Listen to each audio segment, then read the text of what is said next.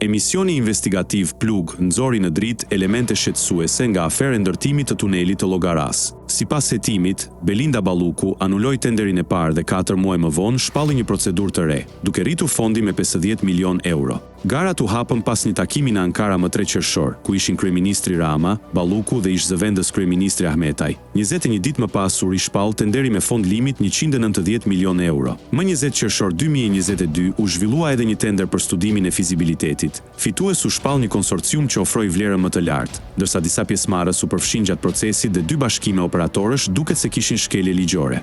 Fituesit e tenderit kryesor, kompanitë turke Intercar AS, sipas investigimit nuk plotësonin të gjitha kriteret dhe disa u regjistruan në Shqipëri vetëm kur nisën punimet. Ndërtimi nisi pa leje të miratuar, ndërsa ministria disbursoi 15 milion euro përpara lejes, e cila u miratua vetëm më 28 maj 2025. Një nënkontraktore, kompania Via Konstruksion, themeluar në 2021, mori 7.5 milion euro për punë thelbësore dhe ngrihen dyshime për qarkullim parash që SPAK duhet të hetojë. Ndërkohë, një nga urat e projektit u hoq dhe puna nuk u kolaudua.